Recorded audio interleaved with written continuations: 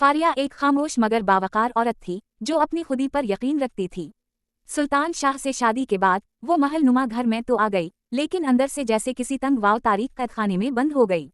सुल्तान का रवैया बज़ाहिर मोहब्बत भरा था, मगर उसके अल्फाज में हमेशा जहर छुपा होता। तुम कुछ नहीं जानते, तुम्हारा काम बस मेरे फैसले मानना है, वो अक्सर यही कहता।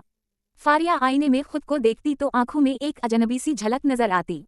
एक रात जब उसने चुपचाप अपनी डायरी बंद की तो आंखों में आंसू थे, लेकिन होठों पर एक पुख्ता इरादा, मैं खुद को मटने नहीं दूंगी। वो रातों को छपकर औरतों के हुकूक से मुताल्लिक किताबें पढ़ती और अपनी टूटी शख्सियत को जोड़ने की कोशिश करती। और जब वो अकेली छत पर आसमान तले बैठती तो हुआ के झौनके जैसे इसके बालों को छूकर उसे याद दिलाते, कोई जरूर आएगा जो तुम्हें तुम्हारी इज्जत के साथ चाहेगा। तब वो आंखें बंद करके किसी इनदेखे सच्चे लम्स का तस्वुर करती जो सिर्फ दिल से मोहब्बत करे।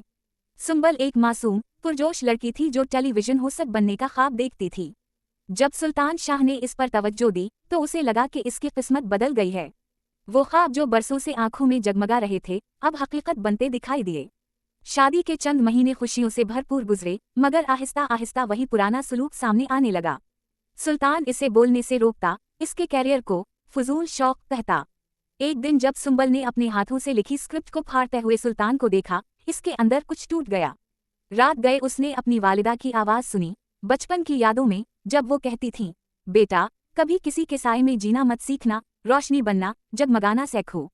वो लम्हा सुंबल के लिए फैसला किन था। वो आईने के सामने खड़ी होकर खुद से बोली, मुझे ऐसा हाथ थामना है जो मेरे लफ्ज़ों को मोहब्बत से सुने, ना कि रौंद डाले।